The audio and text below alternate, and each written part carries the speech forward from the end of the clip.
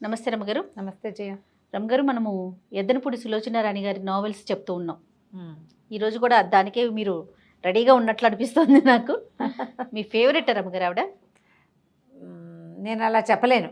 కొన్ని నావెల్స్ చాలా వాళ్ళలో అది కూడా కదా. సులోచన రాణి గారి కొన్ని నావెల్స్ నాకు చాలా ఇష్టం. అంతే. సులోచన రాణి గారి ఇష్టం అని చెప్పను. అలా చెప్పను. అలా చెప్పాలంటే మాలతీ చంద్రు గారి ఇష్టం. ఓకే. మాలతీ చంద్రు ఆవిడ ఏం రాసినా ఇష్టమే నాకు. సులోచన రాణి గారివి కొన్ని నావెల్స్ బాగా ఆకట్టుకునేలాగా ఉన్నాయి. నాకు నచ్చుతాయి అవి. ఓకే. అంటే ఆ నావెల్స్ ఆకట్టుకున్నాయి కాబట్టి ఇది కూడా చదివేద్దాం అనుకున్నాను. ఇది నాకు నచ్చలేదు కొన్నిటిని నాకు పక్కన పెడతారు, కొన్నిటిని పక్కన పెడతా. అంత ఎక్కదు. ఇవన్నీ రీసెంట్ గా చదువుతున్నావా లేకపోతే మీరు ఇదివరకే? నా చిన్నప్పుడు ఏం మాట్లాడుతున్నావు చేయంటారా? బాగా చిన్నప్పుడే స్కూల్ డేస్లో చదివినవి. స్కూల్ డేస్ లోనే నావెల్స్ చదివేశారు? ఏమిటో నేను అంతే చేయ. మాకు అవకాశం ఉంది. అక్కయ్యలు పెద్దవాళ్ళు కదా, మా ఇంట్లో రకరకాల పుస్తకాలు ఉండేవి. పుస్తకం చదవడం బాగా 5 ఏళ్ల వయసు నుంచి ఉంది. అన్ని కథలు చదివేటాం. సీరియల్స్ కాశ్మీరా, అప్పుడు కాశ్మీరా కంటే ఇంకోటి ముందు ఏదో ఉండే అష్టావక్ర, అవన్నీ కూడా మేము సీరియల్సే చదివేవాళ్ళం. తులసి దళం నేను స్కూల్లో ఉన్నప్పుడే, హై స్కూల్లో ఉన్నప్పుడే తులసి దళం వచ్చాయి. వెన్నెల్లో ఆడపిల్ల, నిశ్శబ్దం నీకు నాకు మధ్య, అవన్నీ ఎండమూరి వీరేంద్రనాథ్ గారి స్కూలింగ్లోనే. బాగుంది. మరి చదివేవాళ్ళము. మరి అంతకంటే ఇంకొంచెం ఒక అడుగు ముందువారే సులోచన రాణి గారు. కొన్ని కథలు చాలా బాగుంటాయి. నాకు ఆవిడ అంటే మానవ సంబంధాలని ఆవిడ ఆవిష్కరించే తీరు నాకు చాలా ఇష్టం. అవి నచ్చుతాయి. ఒకటి. రెండోదేమో ఎక్కువగా సులోచన రాణి గారి హీరోలందరూ స్ఫురద్రూపులుగా ఉంటారు. ఓహో, అందుకని బాగా ఇష్టం. అందుకని చిన్నప్పుడు అందుకే ఇష్టంగా ఉండేది. ఇప్పుడు కూడా నాకు అదే అనిపిస్తుంది. ఈవిడ హ్యాండ్సమ్గా ఉండే అబ్బాయిని సెలెక్ట్ చేసుకుంటారు. ఆవిడ హీరోలో ఆవిడ ఇష్టం. అంతే. అమ్మాయిలు అందగత్యంగా ఉన్న వాళ్ళనే చెప్తుంటారు. హ్యాండ్సమ్గా ఉండే హీరోలు, పొడుగాటి వాడు, తెల్లటి బట్టలు, మంచి పొడుగాటి కారు, బుగ్గ మీద పొడుగాటి సొట్టలు అబ్బాయిలు. బుగ్గ మీద సొట్ట మగవాళ్ళకు ఉంటే బాగుంటుందని ఆవిడే నా చిన్నప్పుడు నాకు ఫస్ట్ తెలియజేశారు. కాబట్టి కొన్ని నచ్చుతాయి. అందులో ఈ శ్వేత గులాబీ చాలా ఇష్టం నాకు. శ్వేత గులాబీలు లేదు, శ్వేత గులాబీ. ఈ కథానాయకుడు వివేకానంద. ఇతను ఒక పల్లెటూరు వాడే, చిన్న ఊళ్ళోనే పుట్టాడు. అయితే రామకృష్ణ మఠం వాళ్ళ వల్ల వివేకానంద అని పేరు పెడతారు. వివేకానంద పెద్దగా అంత పల్లెటూరు వాళ్ళంతా పలకలేరని వికీ అని పెడతారనమాట. తను చిన్న పల్లెటూరు నుంచి వస్తాడు చదువుకోవడానికి. వాళ్ళ నాన్నకి చదువుకోవటం ఇష్టం లేదు, మాన్పించేద్దాం అనుకున్నాడు. కానీ వివేకానంద ఈ రామకృష్ణ మఠం వారి సౌజన్యంతో అతను చదువుకుంటాడు, పెద్దవాడైపోతాడు. ఈ కథ స్టార్టింగ్ మనకి ఎట్లా కనపడుతుందంటే, వికీ ఒక 38-39 సంవత్సరాల వాడు. అతనికి ఒక 18 ఏళ్ల కూతురు ఉంది. భార్య లేదు. తొందరగా పెళ్ళైంది, వెంటనే కూతురు పుట్టింది. భార్య గతించింది. ఆ పాపని ప్రాణంగా చూసుకుంటాడు. చాలా పెద్ద బిజినెస్ని హ్యాండిల్ చేస్తాడు. ఇతను అనాథ పిల్లలకి ఏవైనా శరణాలయాలు కట్టడము, వాటికి ట్రస్ట్ చేసి వాటికి డబ్బు ఇవ్వటము, ఇతరులకు సహాయం చేయటము ఇతని వ్యాపకంగా కనపడుతుంది. అతనికంటే ఇష్టమైన వ్యాపారాలుండి వ్యాపకం ఇదన్నమాట. అయితే చాలా అందమైన వాడు. అతను 38 ఏళ్ల వాడు. ఆ పిల్ల తండ్రి కూతురు అన్నా చెల్లిలాగా ఉంటారు. ఎక్కువ అందమైన వాడు, అస్సలు వయసు కనపడదు. అది మొదటి పారాగ్రాఫ్ నుంచి చూపిస్తారు. 38 ఏళ్ల వాడిలా కనపడ్డు అతను. 30 వాడిలా కనిపిస్తాడు, 30 లోపు వాడిలాగా. పిల్ల అతనికి చెల్లెలా ఉంటుంది. పిల్ల బాగా గారాబంగా పెరిగి అది కొంచెం చబ్బీగా ఉంటుంది. కూతురు పేరు ప్రీతి. అయితే ఈ ప్రీతికి ఒక పెళ్లి సంబంధం ముందు నుంచి మాట్లాడి పెట్టుకుంటాడు ఇతను. దమయంతి ఇతనికి వ్యాపారంలో భాగస్వామి భార్య. ఆయన గతిస్తే ఆయనకి ఏదో ప్రాబ్లం వచ్చిపోతాడు, తాగుడు ఎక్కువై రేసులాడేసి డబ్బులు పాడు చేస్తాడు. అతని వల్ల ఏమవుతుందంటే ఆయన భార్యతోటి కొంచెం ఫ్రెండ్షిప్ ఏర్పరచుకుంటాడు ఇతను. వీళ్ళకు ఒక పిల్లాడు ఉంటాడు, నళిని మోహన్ అబ్బాయి పేరు. ఆ పిల్లాడికి తన కూతురుని ఇవ్వాలని ఉంటుంది అతనికి. అందుకని అబ్బాయిని డాక్టర్ చదివిస్తాడు, MBBS చదువుతాడు అబ్బాయి. కానీ అతను ఏంటంటే ముందు నుంచి వాళ్ళ అమ్మ ఏం చేసేదంటే, ఆ అంకుల్ చెప్పినట్టే వినాలి, అంకుల్ ఏం చెప్తే అదే చేయాలి, ఆ పిల్లని నువ్వు పెళ్లి చేసుకోవాలి, ఆస్తంతగా నీకే రావాలి అని భావాలు ఉండి ఆవిడ అతను అన్నిటికీ బలవంత పెట్టేది. అబ్బాయి కొంచెం మితభాషి, ఇంట్రోవర్ట్. ఈ ప్రీతి బాగా గారాబంగా పెరిగిన పిల్ల. ఇది అల్లరిగా గందరగోళంగా ఉంటుంది. ఎంతసేపు ఏడిపించుకు తింటుంది అతన్ని. ప్రేమగా ఉండటం అంటే దానికి ఏడిపించడమే తన ప్రేమ అనమాట. అయితే ఈ కథలో మనకి మొదట ఎట్లా కనపడుతుందంటే, ఒక ఈ కూతురు ఫోన్ చేస్తుంది నేను మీటింగ్లో ఉండగా, ఆయన ఫ్రెండ్, నా ఫ్రెండ్కి జ్వరం వచ్చింది, అస్సలు లేచేలాగా లేదు, హాస్పిటల్కి తీసుకెళ్తే రూమ్ ఏం కుదరలేదంటే ఇతను ఫోన్ చేసి నా కూతురు ఫ్రెండ్ అని చెప్తాడు. హాస్పిటలైజ్ అవుతుంది ఒక అమ్మాయి ఏంటంటే ఆ పిల్లకి అందరితో ఫ్రెండ్షిప్పే. ఇవాళ వీళ్ళే నా ప్రాణం ఉంటుంది, రేపొద్దున బద్ధశత్రువులు అయిపోతారు. మాట తేడా వస్తే కోపం వచ్చేస్తుంది దానికి. కాకపోతే ఈ హాస్పిటలైజ్ అయింది, ఇతని ఇంటికి వెళ్ళి అది ఇది చూసేసరికల్లా కూతురు రాదు ఇంటికి. ఏమిటి అని వెళ్తే అక్కడ ఒక అమ్మాయి హాస్పిటలైజ్ అయ్యి ఉంటుంది. దీని వయసుది కాదు, ఆ పిల్లకు 26-27 ఏళ్ళు ఉంటాయి. కూతురు వయసు పిల్ల కాదు. వైజాగ్ వెళ్ళినప్పుడు ఆ అమ్మాయితో పరిచయం అయింది. వైజాగ్ ఈ అమ్మాయి ఏం చేస్తుందంటే కారులో అక్కడికి ఇక్కడికి డ్రైవర్ని తీసుకుని వెళ్ళటం, గుళ్ళు గోపురాలు వెళ్ళటం అలవాటు ఉంది. పెళ్ళిళ్ళకి వెళ్ళి అక్కడి నుంచి పెళ్ళికి వెళ్ళేది గుడికి. ఈ వైజాగ్లో సింహాద్రప్పన్న దేవాలయానికి వెళ్ళినప్పుడు పరిచయం. ఈ అమ్మాయి పేరు అనురాధ, అన్ను అని చెప్తుంది. అమ్మాయి కూడా బాగానే ఉంటుంది. టైఫాయిడ్ లాంటిది ఏదో, సమ్ న్యూమోనియా లాంటిది ఏదో అనారోగ్యం, చాలా కష్టం. ఈ నళిని మోహన్ కూడా అక్కడే ఉంటాడు. ఆవిడ భలే ఆకట్టుకుంటుంది ఆ మంచం మీద ఉన్న అమ్మాయి. ఇతని వయసుతో ఇతని కంటే కొంచెం పెద్దదో కూడా, ఈ నళిని మోహన్ కంటే. తను ఎంబీబీఎస్ అయిపోయిన వాడు కదా. అయితే ఏమవుతుంది, సరే ఒక పూట గడుస్తుంది. ఆ రోజు రాత్రి ఇంటికి రాదు పిల్ల. ఇతనే హాస్పిటల్కి వెళ్తాడు. వెళ్ళాక చూస్తే సరే కూతుర్ని నువ్వు పడుకో నేను చూసుకుంటానని చెప్పి తండ్రి కూతుర్ని పడుకోబెట్టి ఆ పిల్లని చూసుకోవడానికి దగ్గర నుంచుంటే ఆ అమ్మాయి కాసేపటికి అరిచి మమ్మీ వెళ్ళొద్దు మమ్మీ నేను నీతో వచ్చేస్తానని కలవరింతలు, జ్వరాల్లో ఒక రకమైన డెలీరియం వస్తుంది కదా. అయితే ఏమవుతుంది, ఆ అమ్మాయి ఏడుస్తూ ఉంటుంది. సరే కావలించుకుంటుంది. ఎవరో ఒకళ్ళు మనిషి పట్టుకుంటారు, పడిపోతుంటే పట్టుకుంటాడు. ఈ దగ్గర కూర్చునేసరికి ఆ మెడలో ఇంచి ఒక చిన్న డాలర్ ఉన్న గొలుసు బయటపడుతుంది. ఆ డాలర్ని పట్టుకునేసరికి అందులో ఒక ఫోటో ఉంటుంది. ఆ ఫోటో గుర్తుపడతాడు అతను. ఇతనికి తెలుసు, పారిజాతం ఆవిడ పేరు. పక్కపాపిడి చక్కగా రాస్తారు, పొట్టి చేతులు జాకెట్టు, పక్కపాపిడి, పెద్ద బొట్టు, చక్కగా అందంగా నవ్వుతున్న పారిజాతం. హడిలిపోతాడు, ఇదేంటి పారిజాతం ఫోటో ఇక్కడికి ఎట్లా వచ్చింది? తీరా చూస్తే ఈ పిల్లెవరో అతనికి తెలియదు. అతనికి తెలుసు పారిజాతానికి ఒక్క కూతురు ఉంది, శ్వేత, 8 ఏళ్ల పిల్ల. ఆ పిల్ల చనిపోయినప్పుడు దానికి 8 ఏళ్ళు.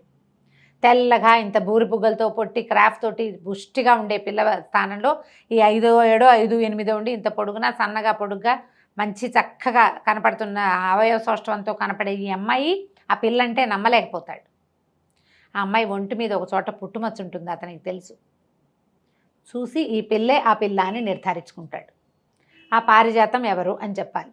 ఇతను ఇక్కడ చదువుకోవడానికి సిటీకి వచ్చాడు. వస్తే కాలేజీలో ఏదో స్పీచ్ ఇస్తాడు. అందరు చాలా మెచ్చుకుంటారు. ఇతనికి చాలా చక్కగా మాట్లాడడం, స్ఫురద్రూపి మనిషి, బాగుండేవాడు.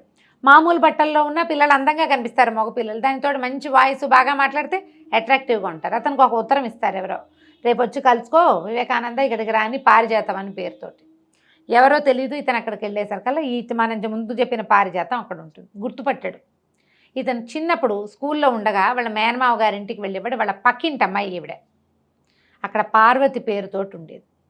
నువ్వా అని ఆశ్చర్యపోతాడు. ఆవిడకి పెళ్లి కుదిరిస్తే ఆ అమ్మాయి ఇంట్లో నుంచి పారిపోతుంది, ఎవరితోటో పారిపోతుంది.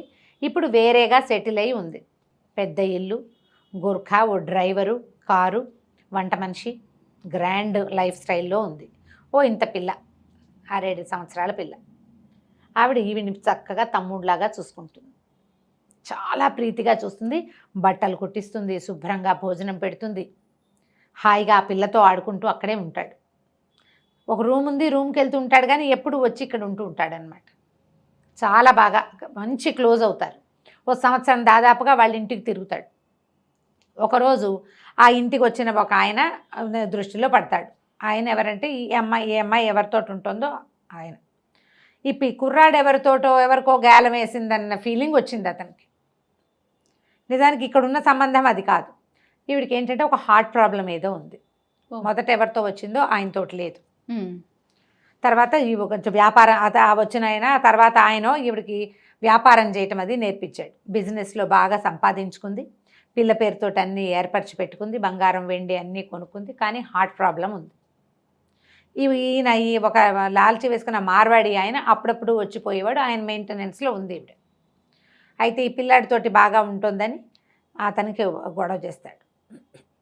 చాలా గొడవ అయిన తర్వాత వీటి కుర్రాడి కోపం వచ్చేస్తుంది. చీచి వీళ్ళ ఇంటికి వెళ్ళకూడదని మానేస్తాడు. 1 వారం 2 వారాలు వెళ్ళకుండా అయిపోతాడు, కొన్ని వారాల పాటు. ఆ పిల్ల మీద బెంగ ఉంటుంది, అక్క మీద ప్రీతి ఇతనికి.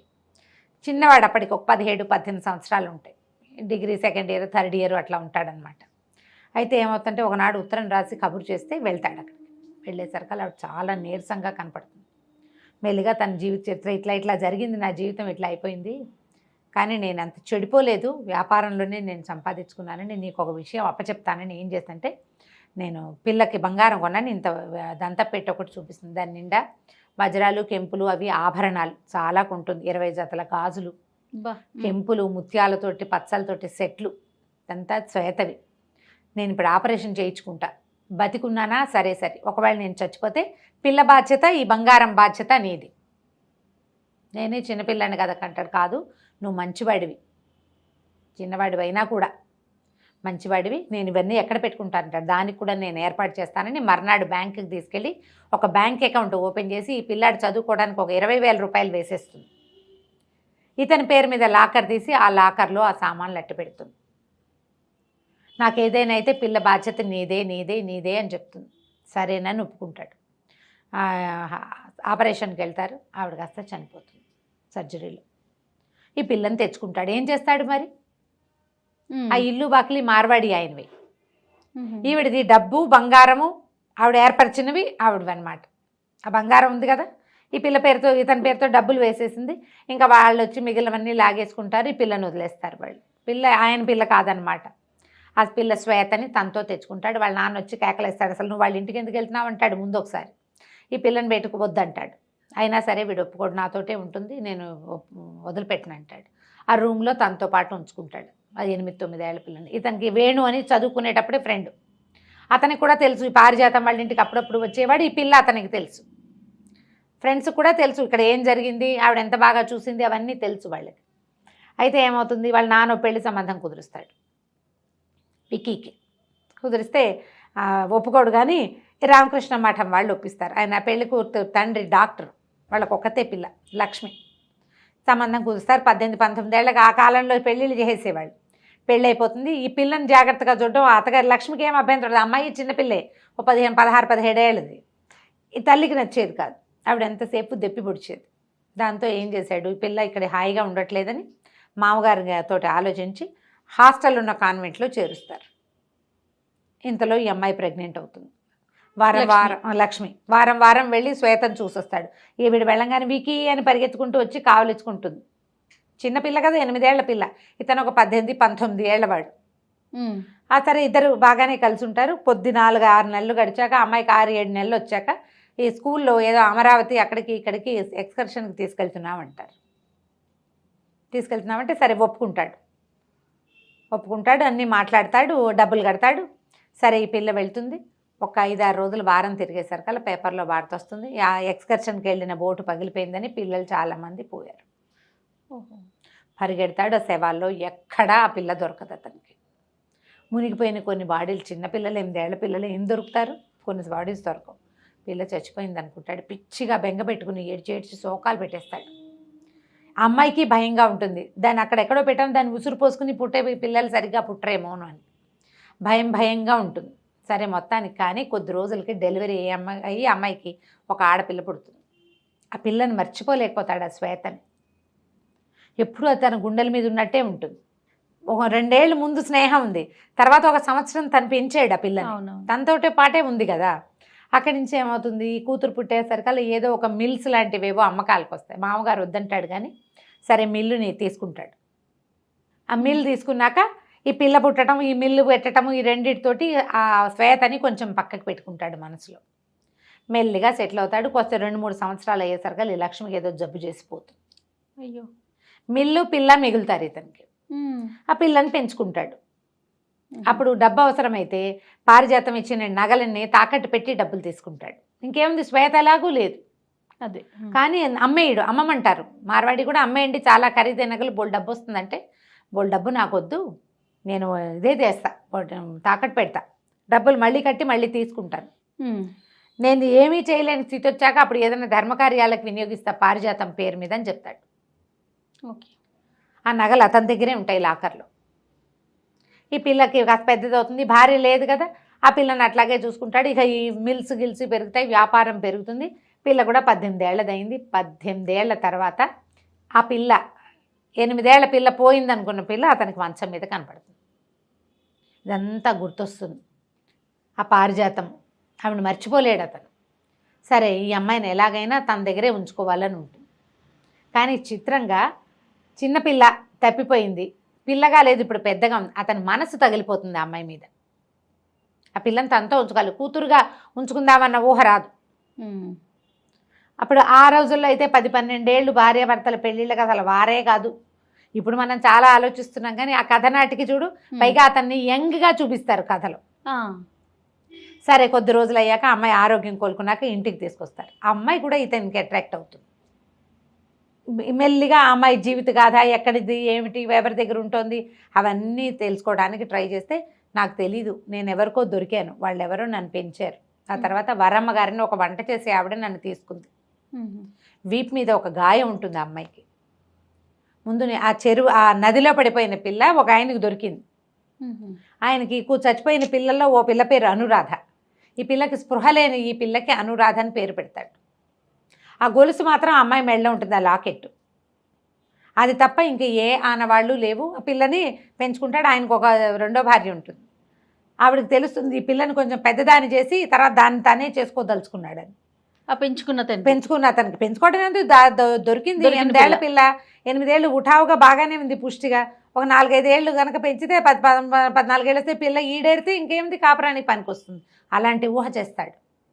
దాంతో ఆ పిల్ల అక్కడి నుంచి తప్పించుకోవడానికి దానికి తిండి తిప్పలు కూడా లేని ఎంత దుస్థితిలోనే ఉంటుంది. ఇంత కోటీశ్వరులు అయ్యింది, తల్లికి డబ్బుండి మాయనమ్మ చూడగలిగే మామయ్య ఉండి కూడా అమ్మాయికి అలాంటి దుస్థితిలోకి వెళ్ళిపోతుంది అనమాట. ఓ వంట చేసి ఆవిడకి సహాయంగా పంపిస్తే ఇక ఆవిడ తనతో పాటు కూడా తిప్పుకుని ఈ పిల్లని తన పిల్లలతో పిల్లగా పెంచుతుంది. 10-12 ఏళ్ళు వచ్చేసరికల్లా వరమ్మ గారింట్లో చేరుతుంది. ఆవిడకు 2-3 ఆడపిల్లలు ఉన్నారు. పిల్లలకి సహాయంగా ఉంటుందని తన పిల్లలు చదివించి ఈ పిల్లని సహాయంగా ఉంచుకుంది. సంగీతం వచ్చు పిల్లకి, కొంచెం చిన్నప్పుడు కూడా పాడేది. క్రమంగా ఆవిడ గొంతు బాగుందని ఇంటికి వచ్చిన సంగీతం మాస్టర్ తోటి ఈ పిల్లకు కూడా ఏముంది సంగీతం పాడుతూ నేర్చుకుంటుంది.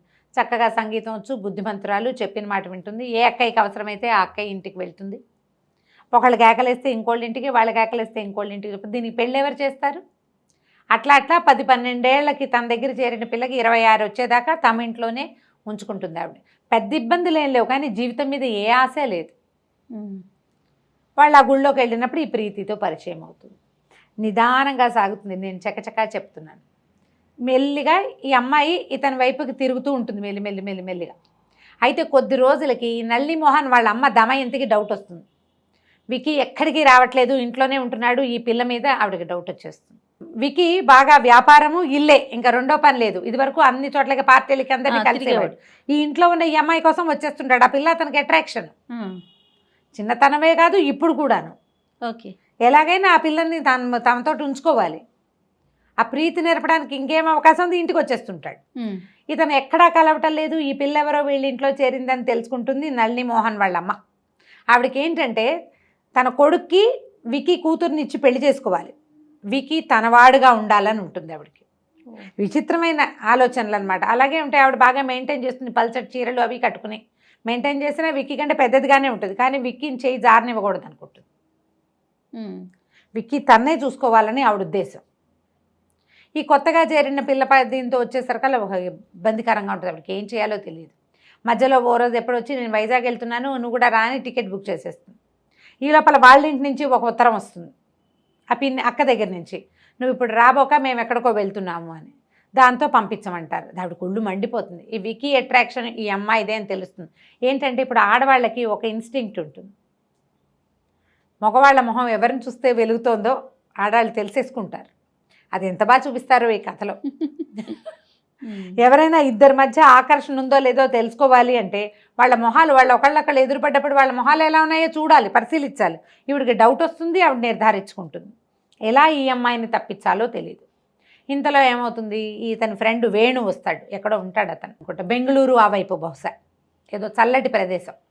అతను ఇక్కడికి వచ్చేసరికల్లా ఈ అమ్మాయిని చూస్తే ఆశ్చర్యపోతాడు. ఏమిట్రా అమ్మాయి ఎక్కడైనా చూసిన మొహంలాగా ఉందనుకుంటాడు. ఎందుకంటే పారిజాతాన్ని చాలాసార్లు చూశాడు కదా. ఈ అమ్మాయి కదిలినప్పుడు వాళ్ళ అమ్మ మొహం కనపడుతూ ఉంటుంది. పొడుగాటిది పిల్ల, బాగా పారిజాత కంటే పొడుగు, కానీ వాళ్ళ అమ్మ లుక్స్ కనిపిస్తాయి. చిన్నతనంలో చూసిన వాళ్ళని గుర్తుపడతాం కదా, చూసిన మొహంలా ఉందని. అయితే వివేక ఏం చేస్తాడంటే వికీ మొత్తం దాచకుండా చెప్తాడు వేణు, ఎందుకు ఇంత ఆలోచిస్తున్నావు, ఆలోచించొద్దు, పెళ్లి చేసేసుకో ఈ పిల్లని అని చెప్తాడు. కానీ చేయలేకపోతాడు. అబ్బాయి తన గతం పట్ల ఎలా ఫీల్ అవుతోందో అవి అతనికి బాగా తెలియదు అనమాట. సరే అక్కడి నుంచి వీళ్ళు నలుగురు కలిసి ఆ కూతురు అన్ను ప్రీతి వీళ్ళిద్దరూ వేణు అండ్ విక్కీ నలుగురు కలిసి బెంగళూరు వెళ్తారు. చక్కగా 10 రోజులు హాయిగా తిరుగుతారు. సడన్గా ఒక టెలిగ్రామ్ వస్తుంది, ఇక్కడ ఏదో కంపెనీ పోతుందని. తీసుకొచ్చేస్తాడు మళ్ళీ వెనక్కి. మధ్యలో 1-2 సార్లు వీళ్ళు క్లోజ్ అయ్యే సందర్భం వస్తుంది. ఈయన పట్ల ఒక అట్రాక్షన్ ఉంది కదా అమ్మాయికి, దాంతో ఏదో కొంచెం సన్నికర్ష ఏర్పడుతుంది. ఆయనతో ఉంటే తనకు బాగుందని తెలుస్తూ ఉంటుంది అమ్మాయికి. ఎవరైనా ముట్టుకుంటే నచ్చదు అలాంటి గుణం ఉన్న అమ్మాయి ఇది ముట్టుకుంటే బాగుందనిపిస్తుంది. ఎంత స్మూత్గా రాస్తారంటే ఒక కనపడని ఒక రొమాన్స్ వర్డ్స్లో లేదు. అది ఎంత బాగుంటుందో, భలే స్వీట్గా రాస్తారు. సరే మళ్ళీ వెనక్కి వస్తారు. వెనక్కి వచ్చిన తర్వాత ఎలాగైనా ఈ అమ్మాయిని సెపరేట్ చేయాలి. ఇంతలో ఏమవుతుంది, ఆ నళిని మోహన్ నేను మీతో మాట్లాడాలి, మీరంటే నాకు ఇష్టం అని చెప్తాడు ఈ అమ్మాయికి. ఏం చేయాలో తెలీదు. ఈ పిల్లవాడిని పెళ్లి చేసుకోవాలనుకుంటుంటే వాడికి పోయి ఇదంటే ఇష్టం అని పెడతాడు. ఈ అమ్మాయి సింపుల్గా ఉండటము ఇవన్నీ అతనికి నచ్చుతాయి. అక్కడి నుంచి ఇతను ఏం చేస్తాడు, విక్కీ నువ్వేం సంగీత పాఠశాలలో చేర్చాలనుకుంటా, చాలా బాగా పాడుతుందని. కానీ ఈ అమ్మాయికి ఏం డిగ్రీ లేదు, ఉద్యోగం రాదు. అందుకని తను పెడుతున్నటువంటి ఈ అనాథ బాల శరణాలయం అవి చూపించి దాన్ని కేర్ టేకింగ్ చేయమంటారు. అయితే అమ్మాయి అంటే ఇక్కడ ఒక కళ్యాణ మండపం కట్టచ్చు కదా అని ప్రపోజ్ చేస్తుంది. ఇంత ప్లేస్ ఖాళీగా ఉంది, ఇతనికి బాగుంది ఐడియా. అదేదో కట్టడం మొదలు పెడతాడు. ఇంతలో ఈవిడ వచ్చేసి దమయంతి వచ్చి అనురాధను గట్టిగా కేకలేసేస్తుంది, నువ్వు ఇట్లా చేస్తావు అట్లా చేస్తున్నావని. ఆ నళిని ఏమో చెప్తాడు వాళ్ళ అమ్మకి, నేను అనుని పెళ్లి చేసుకుంటాను అని. దాంతో ఆవిడ చెడామడా తిట్టేసరికల్లా పారిపోతుంది, వెళ్ళిపోతుంది, నేను వెళ్ళిపోతున్నానని చెప్పి వెళ్ళిపోతుంది. అక్క వాళ్ళ ఇంటికి వెళ్తుంది. 2-3 కొద్ది రోజులు చూసాక ఈ విక్కీ ఇంకా ఉండలేకపోతాడనమాట. ఆ అమ్మాయి కోసం ఆ ఊరు వెళ్ళి వాళ్ళ అక్క వాళ్ళకి నాకు ఉద్యోగం ఇస్తాము, 800 జీతం ఇస్తానని వాళ్ళని ఒప్పించి 800 వస్తుందంటే వాళ్ళకి హెల్ప్ఫుల్గా ఉంటుంది కదా. చచ్చి చెడి చేసినా 300 కూడా రాని రోజులు. నువ్వు 400 ఇచ్చుకుని మాకు 400 పంపించచ్చు, నాకు సహాయంగా ఉంటావు, 10 ఏళ్ళ నుంచి నిన్ను ఉంచుకున్నాను కదమ్మా అని అక్క బాబా ఇద్దరు బతులాడతారు. ఈ రూముకి తీసుకెళ్తాడు తనతో పాటు హోటల్కి. తీసుకెళ్ళి ఈ జరిగిన కథ అంతా చెప్పేస్తాడు. తనకి తెలుసు కొన్ని లీలగా ఏంటి, ఒక ఉయ్యాల ఏదో ఒక ఇంట్లో తిరిగేదాన్ని, మా మమ్మీ నాకు తెలుసు, ఎవరో అంకులను ఉండేవారు నాకు గుర్తులేదు, కొన్ని అప్పుడప్పుడు కల్లో ఉన్నట్టు ఉంటాయంటే ఆ మొత్తం ఫోటోలు చూపిస్తాడనమాట. వాళ్ళ ఇంట్లో ఒక కృష్ణుడి బొమ్మ, ఒక ఫౌంటైన్ అవి ఉంటాయి. మొత్తానికి ఆ అమ్మాయి కాస్త ఇతనికి ఒప్పుకుంటుంది తనతో ఉండిపోవటానికి. వాళ్ళకి చెప్పేస్తారు. వాళ్ళ అక్క బావ కూడా చెప్పేస్తాడు, పిల్ల మా అక్కయ్య కూతురే ఇట్లా ఇట్లా అయిపోయింది, ఇంతకాలానికి దొరికింది, ఈ ఒంటి మీద ఒక పుట్టుమచ్చ ఉంది, ఆ గొలుసు అదే అండ్ నేను గుర్తుపడతాను. ఫోటో చూపిస్తే ఆవిడ ఈ మొహం ఈ అమ్మాయి మొహం ఒకేలా, తన ఫోటోలన్నీ ఇతని దగ్గర ఎందుకు ఉంటాయి. వాళ్ళు కూడా సంతోషించి ఒప్పుకుంటారు. ఇంటికి తీసుకొస్తాడు, కూతురికి చెప్తాడు. చెప్తే ఒప్పుకుంటుంది. అది ఒప్పుకుని ఏం చేస్తుంది, అన్న దమయంతికి చెప్తుంది. తీసుకెళ్ళి చెప్పేసరికి పక్కపక్కనవి దొంగ కథ చెప్తున్నారు, మీ నాన్న దాన్ని పెళ్లి చేసుకోవడానికి మీ నాన్నని వల్ల వేసుకుంది, మీ నాన్నని కాకుండా చేసింది అన్ను, పెళ్లి చేసుకుందామని అడుగుతాడు అనురాధని. అడిగితే అమ్మాయి ఏమంటుందంటే, ప్రీతి పెళ్ళి అనుకున్నావు, ఆ పిల్ల పెళ్ళి అయిపోనివ్వు ముందు, దాని పెళ్లి మీద మన పెళ్ళి ఎఫెక్ట్ పడుతుందేమో, అది వెళ్ళాక అప్పుడు మనం ఆలోచిద్దామని చెప్తుంది. కానీ తనతో తీసుకొస్తాడు కదా. ఈ అమ్మాయి ఏం చేస్తుంది, ఈ దమయంతి మాటలకు పడిపోతుంది. ప్రీతి గమనిస్తుంటుంది, తల్లి తండ్రితోటి అమ్మాయి క్లోజ్గా ప్రవర్తిస్తోందని దీని కోపం. నా ఫ్రెండు, మా నాన్న నీకు కూడా నాన్నే కావాలి, నువ్వు నా ఫ్రెండ్ కదా అంటుంది. అని చెప్పి చెడా మడా పొట్లాడి, నీకు సిగ్గులేదు, నీకు అది లేదు ఇది లేదు, పో మా ఇంట్లో నుంచి, మా నాన్న నాకు కాకుండా చేస్తున్నావు అని చర్చి కేకలు పెడుతుంది. ఆయన కాస్త లెంపకాయ కొడతాడు, పిచ్చిబాగుడు బాగుతావా నువ్వు కొట్టేసరికి అసలు జీవితంలో నేను దెబ్బతినలేదు, ఫస్ట్ టైం నీ వల్ల, నువ్వు రాక్షసివి, నువ్వు వచ్చాకే మా నాన్న నాకు కాకుండా పోయాడు అని చెప్పి ఏడుస్తూ దమయంతి దగ్గరికి వెళ్ళిపోతుంది. ఇక్కడ ఏం చేయాలి వీళ్ళు, నాకేం వద్దు, ప్రీతిని తెచ్చివు చాలు అని వికి, నాకు ఇంకేం వద్దు, నాకు ప్రీతే కావాలంటుంది. అంత ప్రేమగా ఉంటుంది ఆ ప్రీతి. దీంతో ఏం తీసుకొస్తాడు, అమ్మాయిని ఎంత బతిమలాడినా నేను రానంటుంది. నువ్వు నన్ను మోసం చేసావు, నువ్వు దాని వల్ల పడిపోయావు, నేనే ఆ పిల్లని ప్రేమిస్తున్నానని చెప్పలేకపోతాడు. కూతురికి ఎట్లా చెప్పాలో అతనికి అర్థం కాదు. సరే నానా గందరగోళం అవుతుంది. అక్కడి నుంచి ఏం చేస్తుంది, దాని 18వ పుట్టినరోజు వస్తుంది.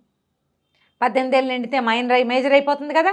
వెంటనే నా ఆస్తి నాకు స్వాధీనం చేయమని కాగితం రాసి ఇది చేస్తుంది, కేసు వేయిస్తుంది దమయంతి. పెళ్లి సంబంధం పెళ్లి చేసేస్తానని అడుగుతాడు దమయంతిని. మొత్తం ఆస్తి అంతా మీరు ప్రీతి పేరు మీద రాస్తేనే చేసుకుంటామంటుంది. ఆవిడ ఊరుకోదు, ఆ విక్కీ తన చేతిలోంచి జారిపోయాడని. దాంతో ఇంతలో నళిని మోహన్ తిరిగి వస్తాడు ఎక్కడి నుంచో వెళ్ళి. ఇక్కడ ఏం జరుగుతుంది ఏంటని చూసుకునేసరికల్లా బాగా చెడామడా తిడతాడు. నీకేమైనా పిచ్చెక్కిందా, నేను అన్నం చేసుకుందాం అనుకున్నాను, ఎన్ని ఉత్తరాలు రాసిందో, ఇట్లా చెయ్యొద్దు, నువ్వు నాకు అన్నయ్యగా భావిస్తున్నాను అని చాలా క్లియర్గా రాసింది. ప్రీతికి నేనంటే ఎంత ఇష్టమో రాసిందమ్మా. నన్నేం చేయలేదు తను, అయినా అంకుల అమ్మాయిని ఇష్టపడితే నీకేం బాధ మధ్యలో? 10 ఏళ్ళైంది వీళ్ళమ్మ చచ్చిపోయి, అతను ఎవరితోటి పెళ్లి చేసుకోవాలా, ఎవరితోటి ఇన్వాల్వ్, ఎవరన్నా ఒక అమ్మాయిని చేసుకోదలిస్తే మీకేం అభ్యంతరం, ఎందుకు చేస్తున్నారంటాడు. ఇంతలో వేణు వస్తాడు.